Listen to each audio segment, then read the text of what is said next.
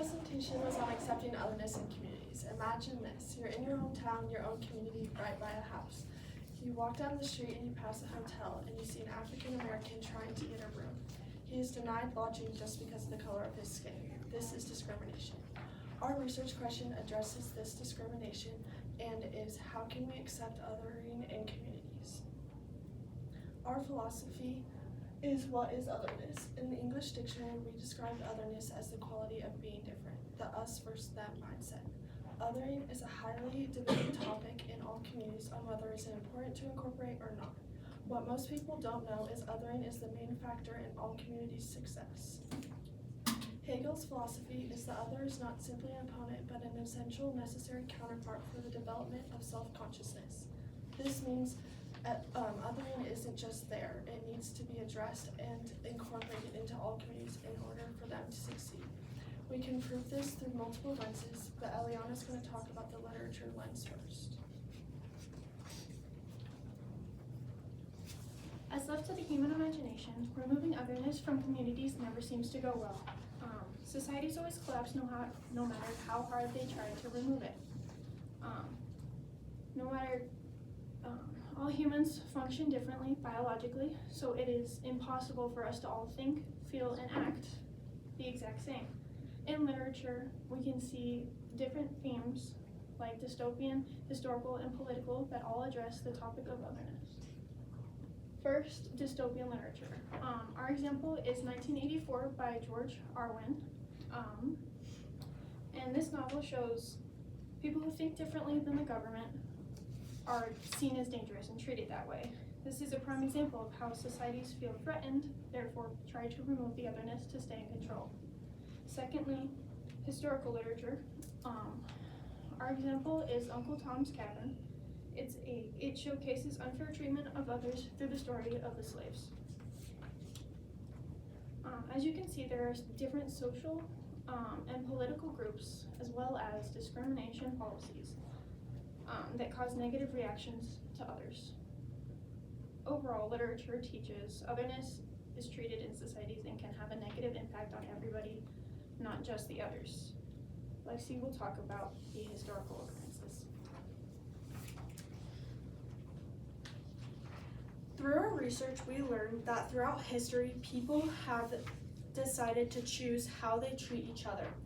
This is either through respect or dehumanization, and the dehumanization aspect can be seen through religion, race, and gender inequality.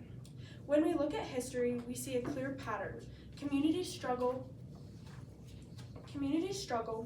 when difference is rejected. And across time, exclusion leads to division instead of unity. We can look at examples involving religion and race. So during the Spanish Inquisition, Jewish and Muslim communities were targeted just because they were different. Robert explains that the Inquisition tried to eliminate othering entirely from these groups, which affected and harmed Spain economically and socially. We can also see this through racial segregation when minorities are given different or denied opportunities, which makes a community fall entirely. We can also see this through gender inequality. Through the witch trials, we can see that women were mainly the accused, and we can see that history proves that exclusion harms communication more than inclusion. And Aspen's going to talk more about how it affects in a political aspect. Okay, looking at othering through a political lens can show how it works in a real world system. Politicians use it to create unity and maintain control of the community. They use a bias of we or us versus them, and increased division while also weakening trust in democracy. Okay. Social psychologist Tajfeld explains how people naturally feel loyal to the groups they belong to. In politics, this means leaders can build unity by creating shared identity against another, even if it's only a small difference. Sociologist Burbaker argues that political identities are not fixed. She says, this means political leaders shape who we are and who belongs and who doesn't. This can strengthen unity and also create exclusion throughout different groups.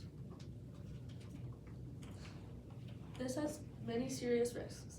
The Pew Research Center says more than 65% of Americans view the opposite political party as unethical or immoral. This shows how political differences can turn into hostility. Overall, othering may create short-term unity, but it can harm long-term democratic stability. In response to our research question, the political lens shows that completely eliminating othering is unrealistic. Instead, we must recognize and manage it so it's not used for division or harming others. Next, Ellie will talk about our first solution. The first solution we came up with was a class for high school students to learn and accept otherness. It would explore history, politics, psychology, and literature. The goal is to teach and educate, not tell them how to think. Lexi will tell you more about the class. So for our high school course, we wanted to include it mainly in high school, and because it's a hard topic to understand, and we didn't want to include it in elementary and middle school as much because they wouldn't be able to understand it and grasp the concept as well.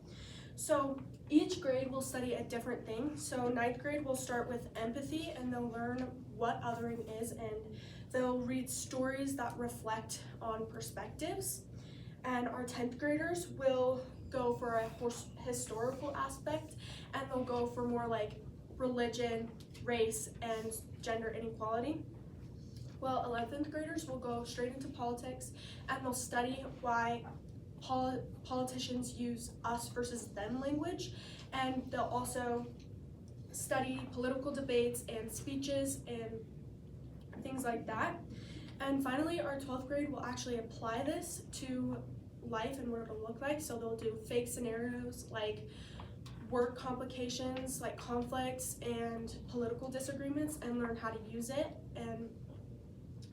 And this is helpful because students aren't gonna be able to just go out in the real world and handle it if they don't have this class, because they won't understand how to deal with certain situations. So it'll be helpful when they're out on their own and they're not having somebody tell them, this is what you should believe, this is what you shouldn't believe. And Aspen's gonna talk about the limitations to this. If this is implicated correctly, it can reduce division in our communities, but there's many limitations. First is homeschooling, because if the kids are homeschooled, they won't get the same first-hand experiences as the kids that are in school, and it'll be harder to apply it to their everyday life. And then next is unbiased teachers, because everyone has morals and values that they believe in, so it'll be hard to find teachers that could teach the curriculum with an unbiased opinion. Our second solution is including otherness and the meaning of otherness through literature and media. One way we can do this is creating and publishing books, and then creating videos that we can post on all social media platforms. Also through this, the books and videos we create, we would incorporate them in the 9th grade level in our high school class. So they would watch these videos, read these books, and do projects and like assignments through them so they could learn through them also. And then Aspen's gonna talk about the pros and cons. Okay. There's many pros and cons to these solutions.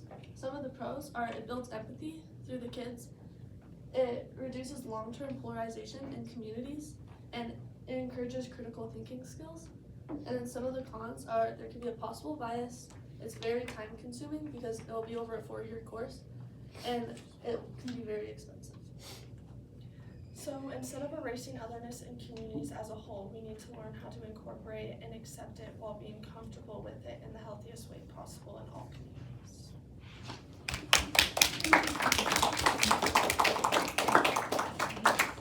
Hey. Kate, how did your group decide to include Ellie's perspective, lens, or conclusions into the overall presentation? So Ellie's lens was the philosophical lens, so she looked at more like what was morally right and wrong in including otherness in communities. So she looked and found that it was morally correct to include otherness, and how we could do that would help improve not the community only, but also you as an individual and like what you believe in. Thank you. Ellie, if you had another team member, what other perspectives or limitations could they have researched that would have made a useful contribution to your project? If we had another team member, I would like to have had her research culture and like modern day. We have history, we have fictional and literature, we have political, but we don't have what's happening in our day-to-day life and what we see all around us. Lexi, what is an example of a compelling argument from one of your peers' IRRs that you decided to exclude from the presentation, and why? So a compelling argument was from Eliana's speech. She argued that morally right and wrong, that we know morally right and wrong, but we wanted to focus more on the political and literature and historical aspects and how we can include that in schooling. And her lens didn't exactly go with what we wanted to speak about. So we incorporated it a little bit into our lens that we spoke about, but we weren't able to address it properly because it didn't go with our solution. Thank you.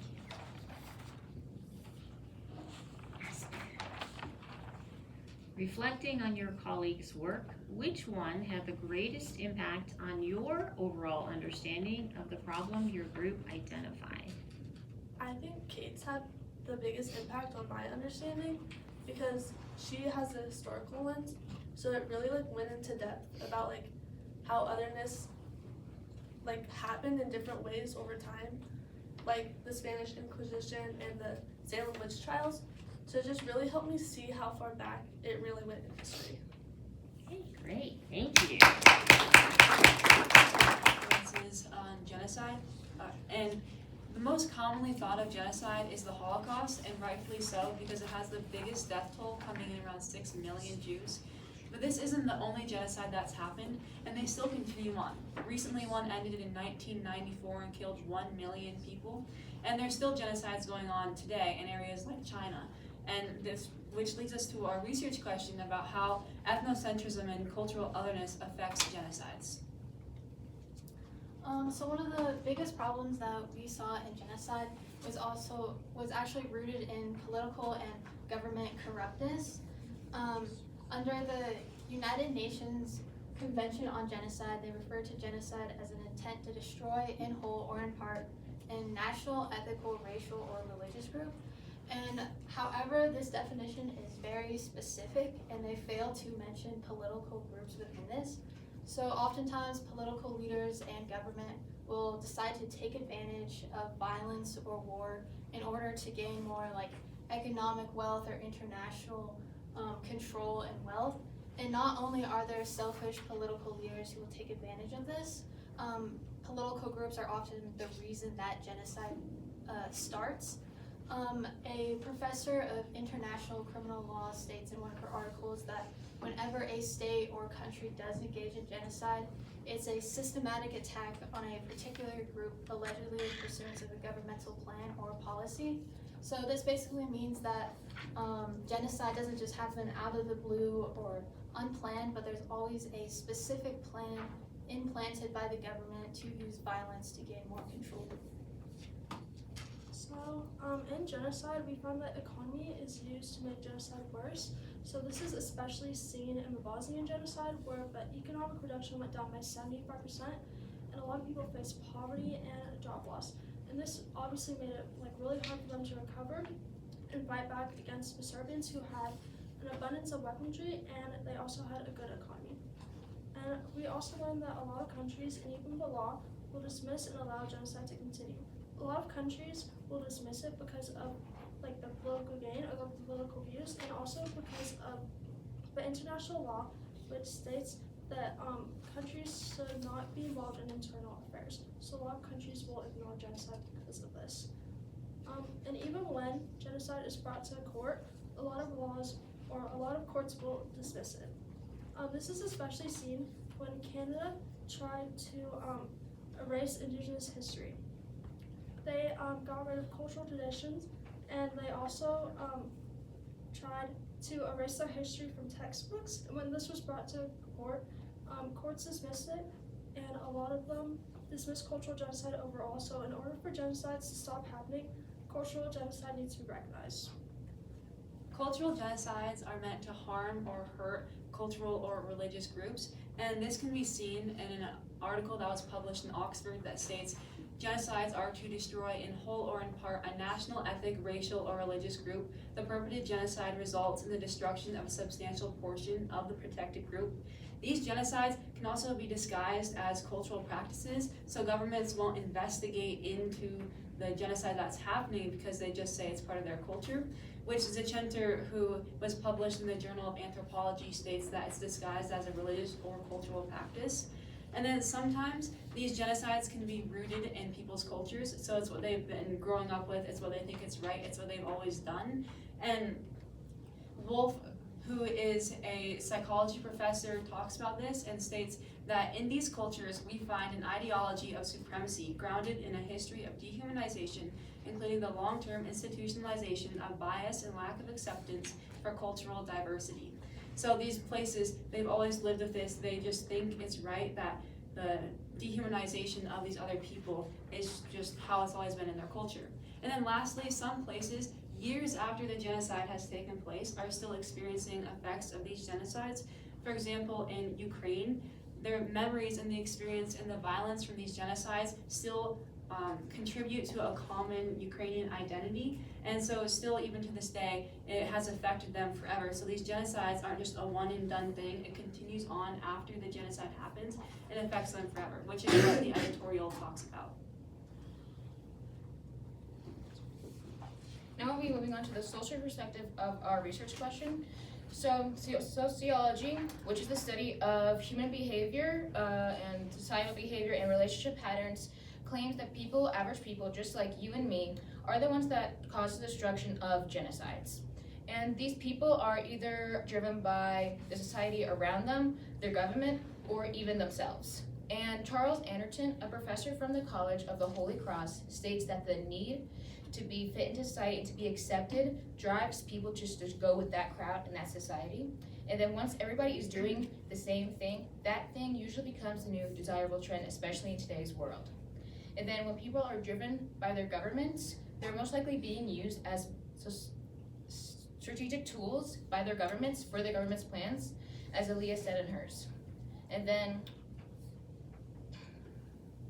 a researcher from the Museum of Human Rights, Cliff Curl, knows that the government plays a role in that they can use people to push or encourage them to attack a specific group that needs removing. Oh, sorry. No, that wasn't. And then people, when they're driven by themselves, it is caused by ethocentrism. And Joy Verplank from the Decision Lab gives a strong definition of this word. That is, it is the ones thinking that their society and cultures and traditions are superior to other cultures and traditions. And Anderton also adds that when people think it is right to remove a group, that feeling is usually mutual among that society and the major group. And then this shows that when people think what they're doing is right, they do it despite whether it is right or not. So our first solution, we really focused in on how governments and political groups are very corrupt and take advantage of war and violence. And so because of this, we think that there should be an outside organization or a group of leaders specifically dedicated to stopping governments from starting genocide or getting involved in genocide. And hopefully this will create better recognition of genocide within countries and also help them to take accountability of their actions. So the evidence that we can see of this was during the Iranian genocide when the British government started supporting their acts of violence and helping them and giving them weapons. And then later on, British officials stated that it would have been an embarrassment if the mass violences and the policy backing the regime were publicized. And so they basically admitted that they knew what they were doing is wrong.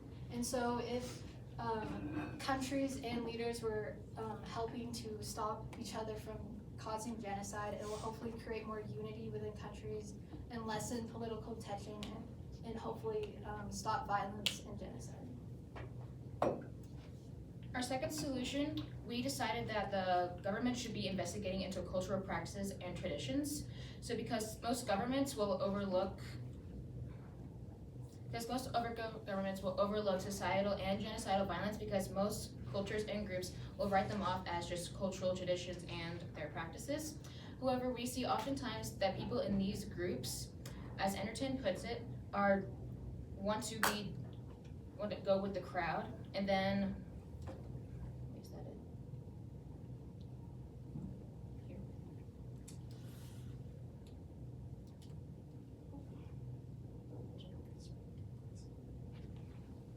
Okay, so some limitations that we saw was that some governments and organizations might not look thoroughly enough, and some of them may be biased. In conclusion, we see that a lot of these genocides are rooted in political corruptness and cultural practices, and oftentimes these leaders and these governments will see genocide more as a means to gain power and control people rather as the crime that it actually is. And in cultural practices, we can see them disguising these genocides as cultural practices so the governments won't investigate into it. We all here can see that genocides are a terrible thing, contributing to mass murder, torture, and things we probably don't even want to think of that are happening to people. So our group has come up with 2 solutions to put forward. One, to investigate into these cultural practices to make sure that they aren't like stepping over the line into genocides and really bad cultural violence, and then also have a political organization to stop countries from doing these genocides. So it's not just the country themselves that has to get out of this genocide, but it's all the other countries helping and staying accountable to bring them out of it as well. So it's not just one country's fault, it's everyone who has to help and contribute to do it. Thank you.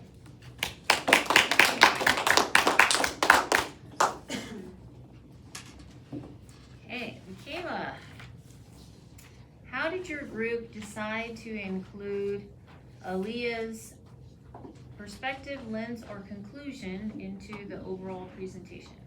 Well, we had her share all of her findings from her political side of things, and so she was able to summarize her findings in the presentation. And then we also had her contribute to the first solution about governmental corruptness and how they contribute to the genocides, and she helped figure out that we should have an organization to stop these genocides.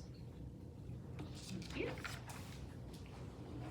Aaliyah, what is an example of a compelling argument from one of your peers' individual reports that you decided to exclude from your presentation, and why? Michaela talked a lot about schools and media and how they can cause a lot of discrimination and create a bunch of stereotypes. But we decided to exclude it because we wanted more of a bigger picture with more political and cultural and more of why genocide starts, not necessarily what media or schools are doing. Thank you. Emma, if you had another team member, what other perspective or limitation could they have researched that would have made a useful contribution to your paper? A perspective that we would like to see more is probably a scientific perspective, because we want to see more data and more trends and see how that would change the outcome of our solution. Thank you. And Addison, give one specific way your thinking changed as a result of learning about Michaela's findings. Learning about Michaela's findings in the cultural lens, it made me realize that people can disguise their thing, disguise genocide and then violence as cultural practices, which I didn't realize because I specifically looked into individuals with the social, so I didn't realize that cultures could be able to do that, then that could be overlooked by the government, therefore the genocide could be completely missed.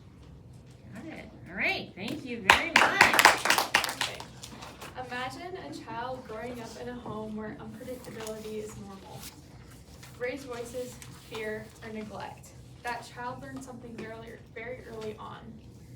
The world is unsafe. Even after trauma ends, the brain simply just doesn't reset. The body and mind continue to respond as if the threat was still present in your life. This matters because trauma doesn't only affect how someone remembers the past, it also shapes somebody's future and how they live on with the rest of their lives. So our research question is, how does early life trauma impact an individual's cognitive development, emotional behavior, relationships, and ethical treatment by society, and what solutions can reduce its long-term effects? And so we're going to be talking about the cognitive perspective, which is Jenna, the emotional and behavioral perspective, Charlie, relationships and social, me, ethical, Kim, and both of our solutions. Now I'll give it off to Jenna for the cognitive perspective.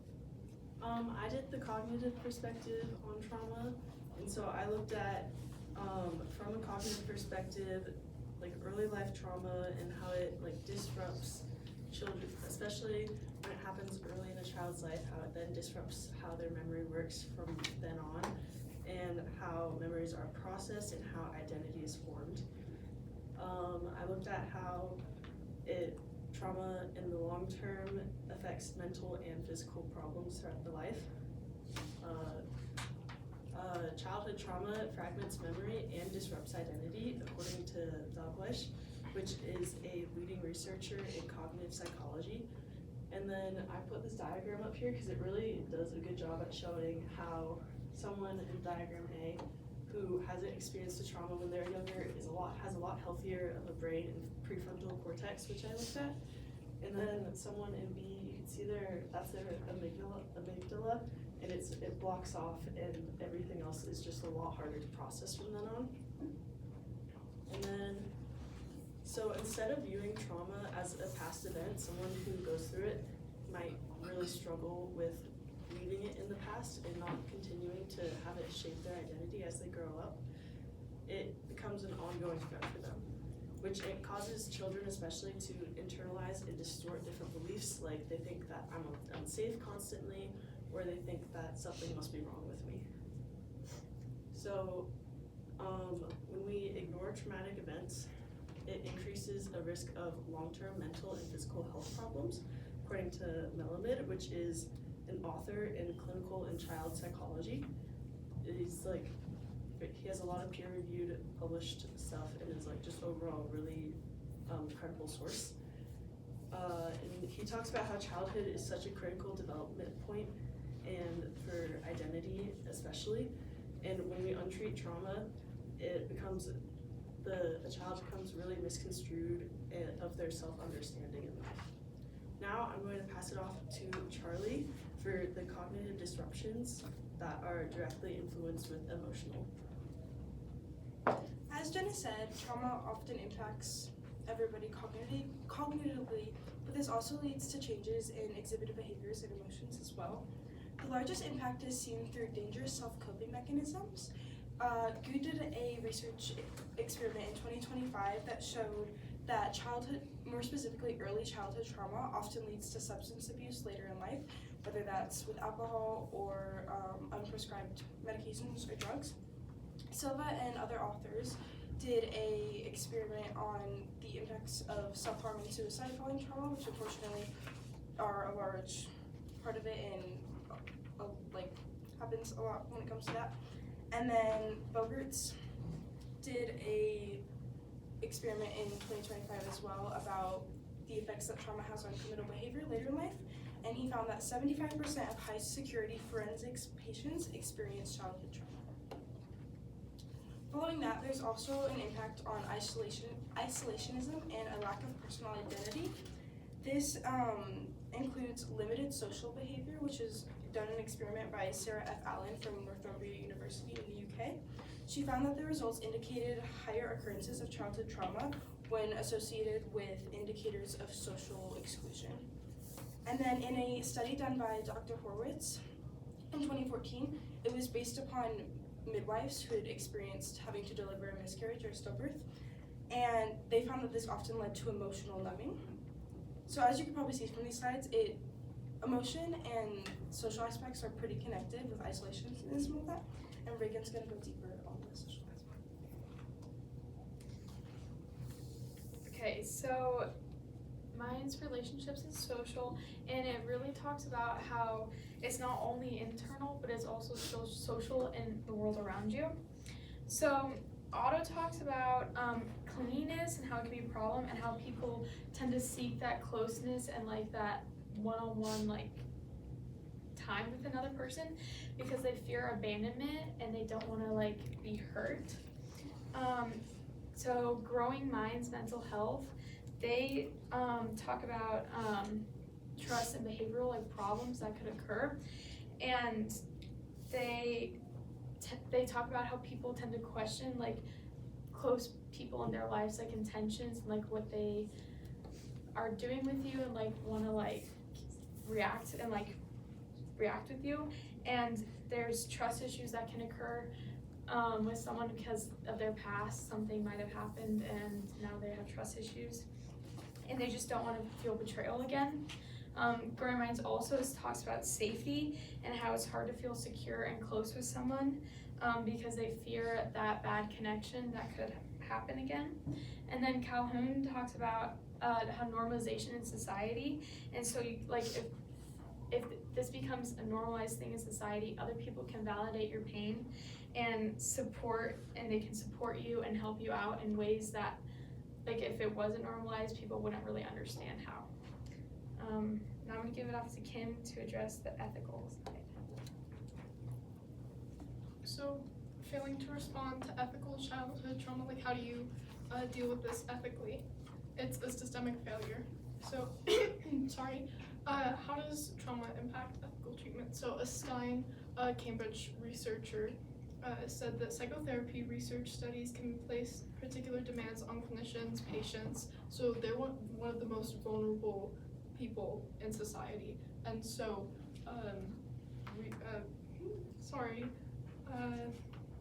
clinicians need to like place their demand and like be aware. And Stein further notes that in order to gain knowledge in some degree of extra constraint or demand often placed on patient and therapist. Both of these statements show the ethical tension that exists in cognitive therapy research. And then due to the fact that research in additional demands on patients, it's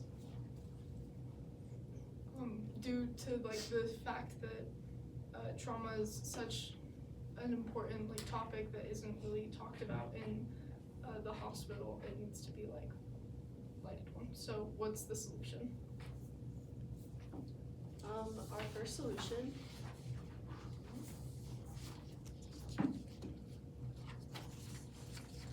solution is early cognitive-based trauma therapy. For this, we would do trauma disrupts identity formation and memory, obviously, and so early intervention is really important. It helps children process trauma as a past event and not a present event. Cognitive therapy targets and reframes trauma to reduce PTSD later in life and negative self-beliefs. Ethlers and Clark are both clinical psychologists. They have created the cognitive model of PTSD, which is used as a baseline for in most clinics now, and so they're really credible on this, and that they believe that therapy can really help by itself. And then healing the brain after trauma is really important because it improves your memory and organization process. It improves integration and it reduces dissociation. Linus is a clinical neuroscientist as well, and overall therapy really improves a child's ability to organize their thoughts later in life and not let trauma take over their identity. It's really important to catch this early on in life so that later in life it's not more expensive and it's not so harmful. Some cons of this is that it takes a lot of trust to give your child to a therapist and for them to put their trust into a therapist. And also the cost can be a lot sometimes depending on who you're using and what methods you get to do. A limitation would be, again, access to therapy and trained professionals. I'm going to give it to Reagan for the next station. Okay, this is social validation and trauma-informed support networks. And so basically some of the benefits are it's more like commitment to prevention and not just like it's not just like a punishment to go and like get help and like seek each other out. It also like helps just to strengthen your recovery, and it reinforces safety, connection, and like belonging in the people around you. It also just reduces isolation and that aloneness feeling that you might get if nobody else is going through the same thing. Some possible issues are you can re-traumatize someone by bringing up those harsh things that they might have gone through in the past. They might have trust and safety issues, like with the situation that's going on. And it can sometimes lack privacy because you're opening up to someone that you might not know that well about something that's really intimate and personal to you, and that can be scary sometimes. I'll get off to Charlie.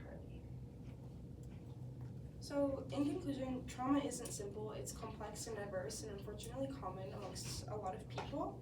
So our group proposes a combination of both solutions because trauma isn't just black and white, different people heal differently and grow differently.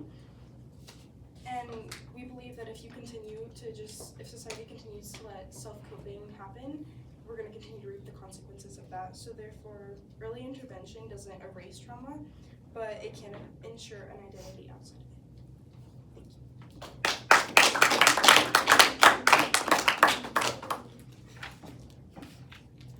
Reagan, if you had another team member, what other perspectives or limitations could they have researched that would have made a useful contribution to your project? If we had another team member, they could have researched more of like the demographics around this topic, and that could include like how race affects things, or how gender, even like the percentages of like it in like the United States compared to like other countries. Yeah. Thank you. Jenna, what is an example of a compelling argument from one of your peers' IRRs that you decided to exclude from your presentation, and why? Charlie looked into music therapy and how music plays an effect on like how music could help, which I thought was personally really interesting because we were always all listening to music like all the time, and we had to exclude it because it was just, we wanted a broader perspective and we wanted to focus on more early in life, and it just wasn't, it was a little too focused in on one specific scenario. Thank you. Charlie, how did your group decide to include Reagan's perspective, lens, or conclusions into the overall presentation?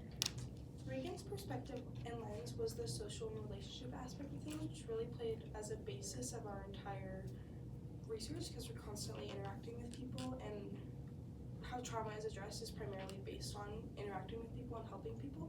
So not only did it lay the baseline for that, but it also laid the baseline for our second solution of social validation and how impactful that can be. And then we also just included her information to show how important it is to address trauma. And Reagan, describe an argument from one of your peers' IRRs that made you think differently about your team's solution or conclusion. Oh, I'm sorry. Kim. I would say that Jenna's IRR it really made me think differently because we were looking at as Charlie said earlier, we were looking at all the different types of therapies, and cognitive therapy it's a different variety, and it's not just focused on just one type of thing, it's like all different types of expansions. Great, thank you.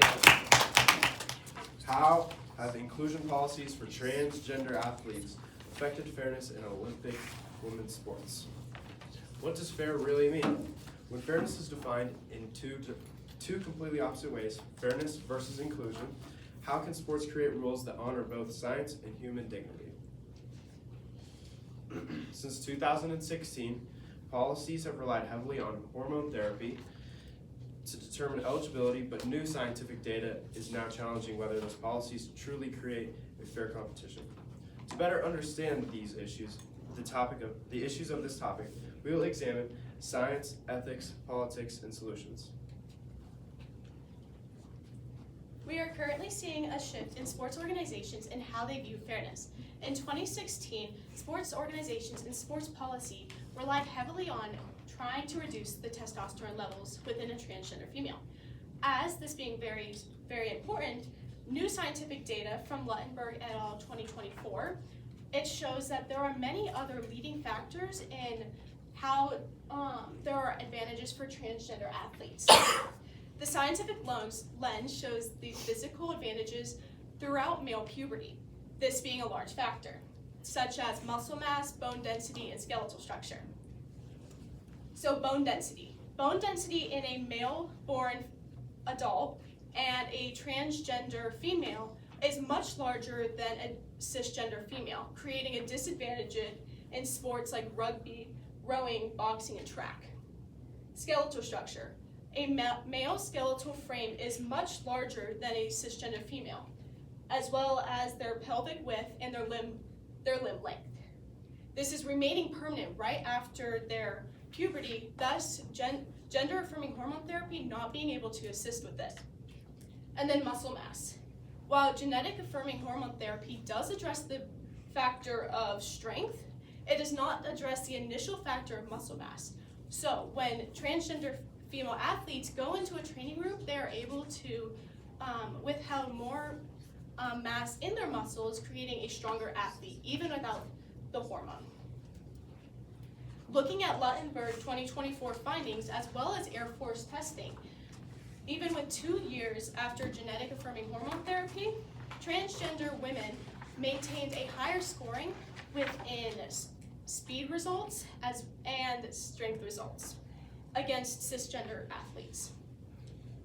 A current scientific challenge is moving where fairness and inclusion are harder to balance than the facts, such as puberty facts.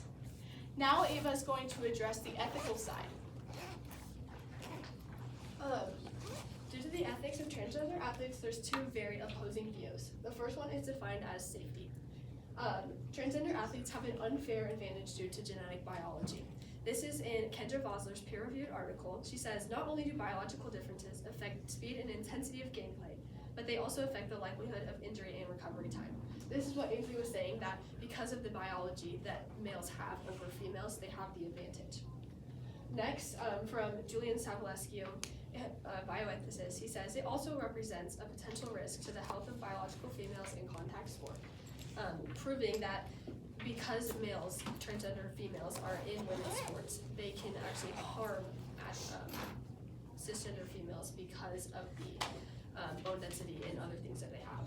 And then also the competitive equality that Vosler also talks about, where everybody has the same chance to win in these games. The second view is defined as inclusion. In Valerie Moyer's article, she focuses on transgender athletes denying and is a PhD candidate for the Stony Brook University. She says that denying participation in sports not only deprives them of countless benefits enjoyed by their cisgender peers, it also deprives them of the benefits that take a unique shape for trans people. Because trans people might not be allowed to participate in these sports, they have less opportunities than the cisgender females do. This also can affect their mental health because of the less opportunities that they get, that they have less physical opportunities than a cisgender female would have. And then the psychological harm just in their minds because of these reasons that they can't participate in sports. Next, we're going to talk about the politics and laws that are happening right now. Alright, so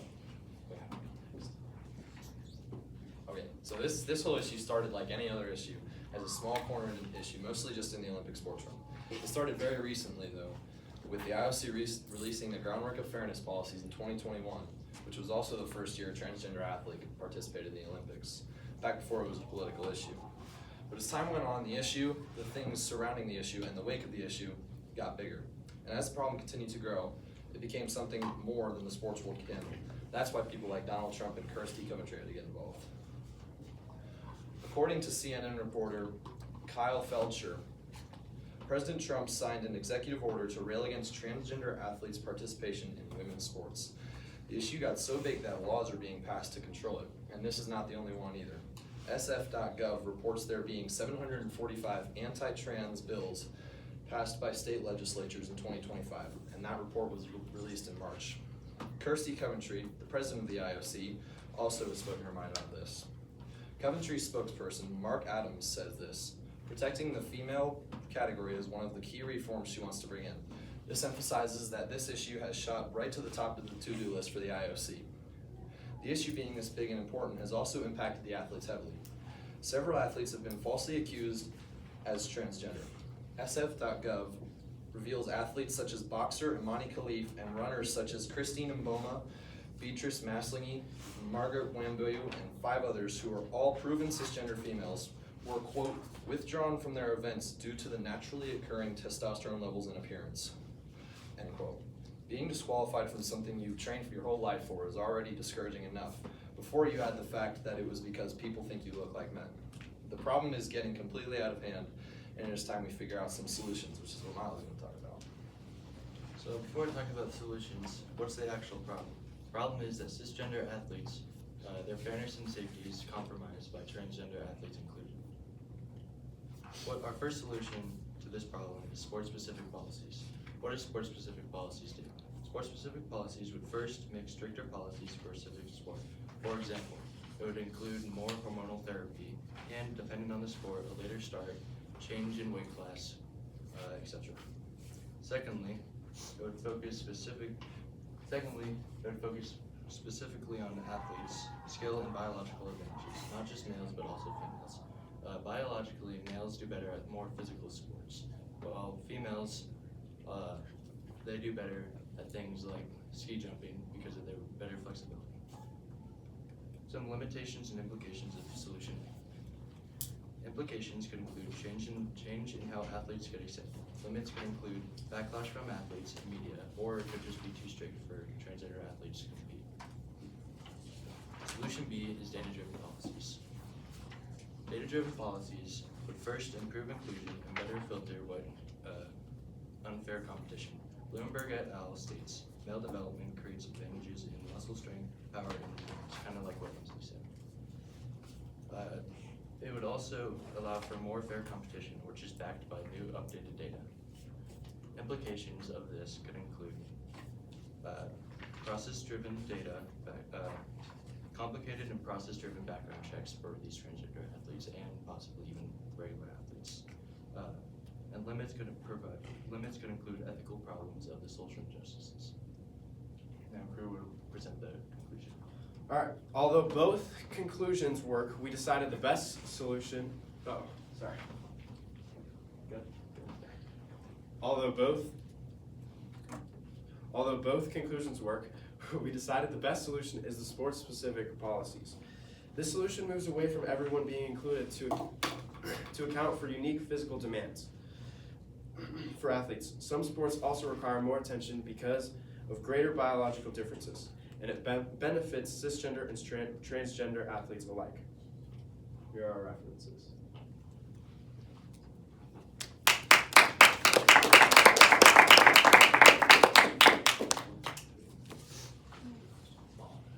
Hey, crew. Give one example or one specific way your thinking changed as a result of learning about Barrett's findings.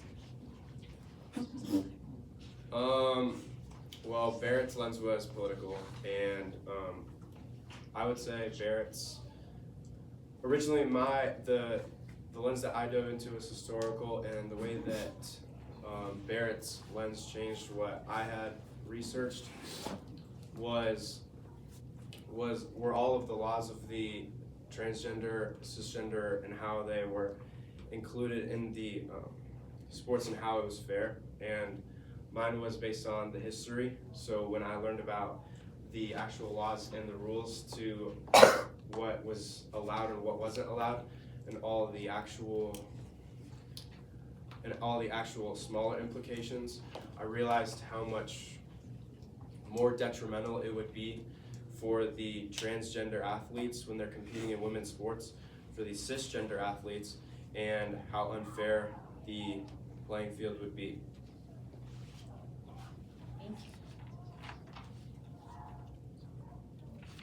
Ainsley, if you had another team member, what other perspective or limitation could they have researched that would have made a useful contribution to your project?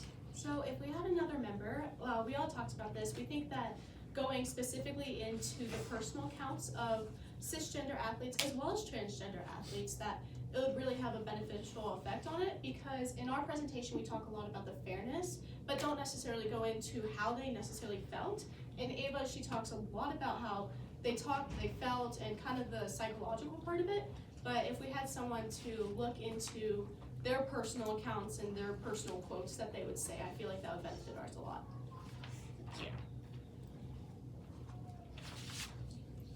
Ava, how did your group decide to include Ainsley's perspective, lens, or conclusion in the overall presentation? Ainsley's lens really focused on the scientific things behind transgender athletes, which is a really big part. It really proves how transgender athletes have the advantage over cisgender athletes. So using her evidence in our presentation really just proved that we need a sport-specific policy to keep everybody safe and keep the playing field safe. Thank you. Barrett, reflecting on your colleagues' work, which one had the greatest impact on your overall understanding of the problem your group identified? I think the research that helped us most was Ainsley's research, because as Ava was saying, hers was the scientific lens, and there really wouldn't even be like a problem, like if it wasn't for the, so what she was researching was the base of the problem that we were looking at, like the transgender athletes and how they have unfair advantages and why it needs to stop. And so hers was the most important, definitely, because I mean, really none of our other research would have made sense without hers. Thank you. Milo, describe an argument from one of your peers' IRRs that made you think differently about your team's solution or conclusion. Barrett's argument in his report made me think differently on the current solution, because his was on the politics, and it made me realize how politics, especially in the US, are already so much more involved than I initially realized. Although they tried to solve the solution with like a less impactful solution and like probably more controversial one, we realized that there still is a need for a solution, and they're already working on it.